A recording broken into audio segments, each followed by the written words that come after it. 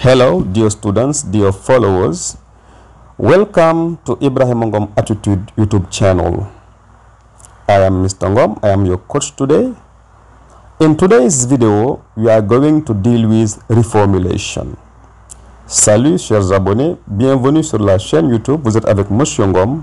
Dans cette 7e vidéo, Concours FASTEF anglais, nous allons attaquer les reformulations. C'est-à-dire que je vais sélectionner des questions sur les reformulations qui ont été posées dans les concours des années passées que je vais corriger en même temps expliquer.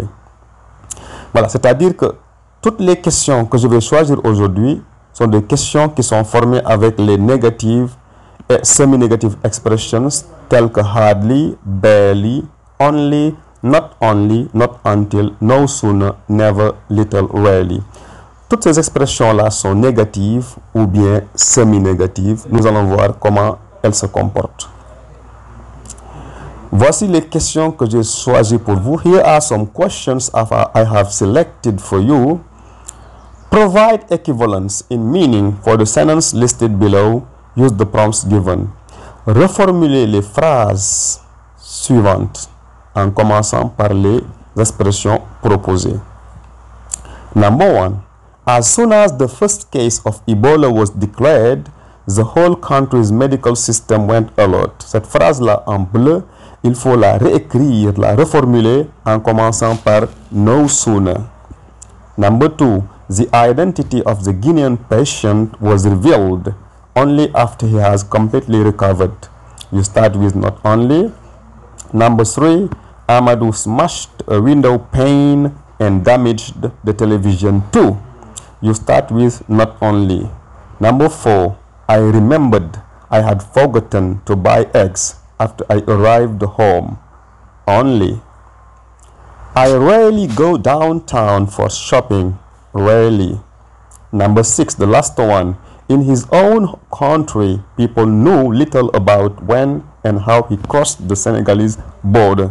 And you have to reformulate the sentence by starting with in his own country, little. Donc, si vous remarquez bien, toutes les expressions qu'on vous a proposées en début de phrase, ce sont des expressions qu'on appelle en anglais negative and semi-negative expressions. Maintenant, avant de commencer à répondre aux questions, je vais vous expliquer comment ces expressions se comportent en anglais. Comment les utiliser en anglais. Voici quelques exemples. No sooner. No sooner refers to something that happens immediately after another action. Example, no sooner had I arrived than she left.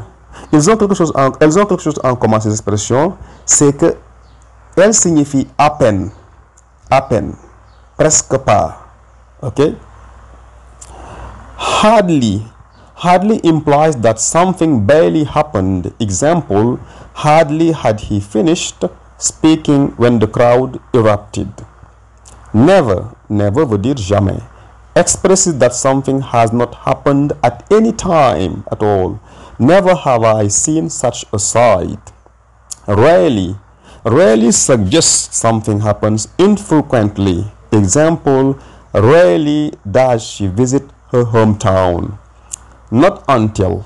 It indicates that something does not happen before a certain point. Not until the sun sets will the party begin.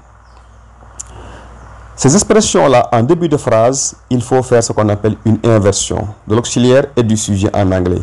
You have to invert auxiliary and subject. Maintenant, si vous n'avez pas d'auxiliaire, il faut emprunter do. When these expressions appear at the beginning of a sentence, the subject and auxiliary verb are inverted, which is a special grammatical structure used for emphasis. No sooner had I arrived than the show started. À peine suis-je arrivé que le concert a commencé. À peine je suis arrivé, un petit instant, le concert commence. Ok? Donc, on ne doit pas dire no sooner I had arrived. No. Hardly had they sat down when the lights went out. À peine ils se sont assis que le courant est parti, qu'il y a eu coupure de courant. Never, never have I felt so disappointed. Rarely, rarely do they agree on anything. Not until you apologize will I forgive you. Et la dernière expression concerne les conditional clauses, que vous appelez les if clauses. Donc, lorsque vous avez only if en début de phrase, il faut inverser. Vous avez une proposition principale et une proposition subordonnée. La subordonnée, c'est only if you apologize. Et la principale, c'est will I forgive you. Donc, on pouvait avoir I will forgive you only if you apologize. Mais si la phrase commence par only if, on dira only if you apologize, will I forgive you. Never. Vous avez cette phrase-là. On vous demande de la réécrire, de la reformuler en commençant par never. I have never seen, never have I seen. Never have I seen such a beautiful view. Avec hardly aussi, vous avez cette phrase-là originale. I had hardly sat down when the phone rang. Ici, on aura quoi? Hardly had I. Hardly had I sat down when the phone rang. No sooner, avec cette phrase, she had no sooner arrived than she started walking. No sooner had she arrived than she started walking. Rarely, I rarely go out at night. On commence par rarely. Rarely, ici il n'y a pas d'auxiliaire. Qu'est-ce qu'on va faire? On va emprunter do à quel temps? Au même temps que le verbe go, il est au présent. Donc ici on dira rarely do I go out tonight. Si on avait went, on aurait pris did. Only. You can leave the room if you finish your work. Only if you finish your work can you leave the room. Donc, comme je vous l'ai expliqué tout à l'heure, on va seulement inverser la deuxième partie de la phrase, c'est-à-dire la proposition principale. Can you leave the room? Only if, même chose. I will agree to the plan if everyone is on board. Only if everyone is on board will I agree to the plan. Number 7. Only after. Regular sentence. I realized the truth after he left.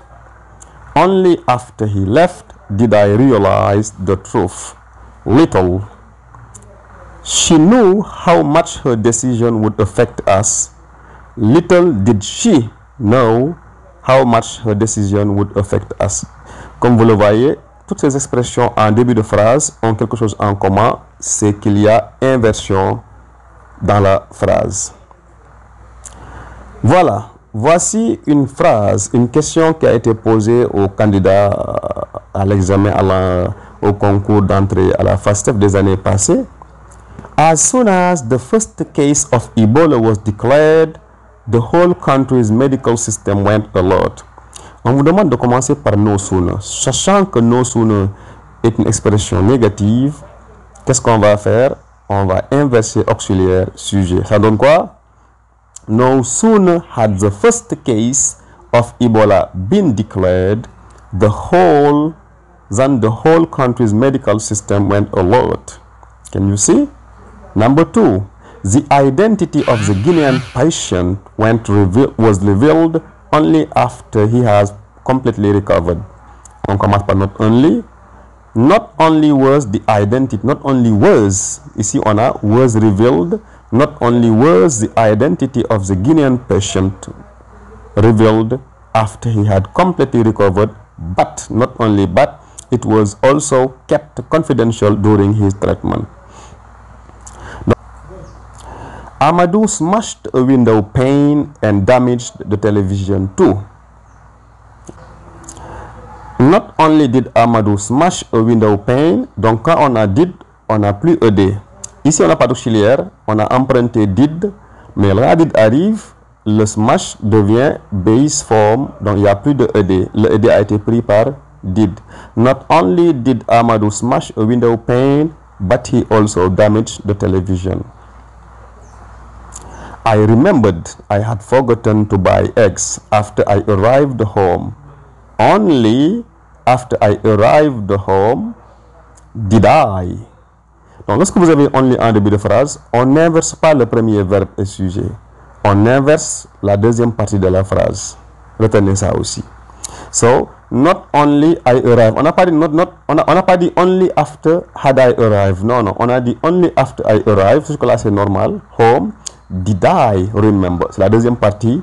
I had forgotten to buy eggs. Number 5.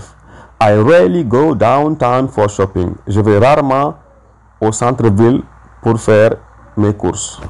Rarely do I go. Ici, il n'y a pas de do. Mais comme il y a un verbe ordinaire conjugué ici sans auxiliaire, conjugué au présent, on va emprunter do au présent au même temps que le verbe. Rarely do I go downtown for shopping. La dernière phrase. In his own country, people knew a little about when and how he crossed the Senegalese river. In his own country, little. In his own country, little did people. Ici, on a dit people knew. Il n'y a pas d'auxiliaire. Mais comme le verbe know, to know, knew, known, est conjugué au passé, on va emprunter do au passé qui donne did. Et know revient à sa forme de base, know. Little did people know about when and how he crossed the Senegalese border. J'espère que vous avez très bien compris. Si ce n'est pas le cas, posez-moi des questions. Vous avez mon numéro. Posez des questions dans les commentaires de la vidéo ou bien sur WhatsApp. Je vais vous répondre, Inch'Allah. Thank you very much for watching. Goodbye. See you soon in a new video.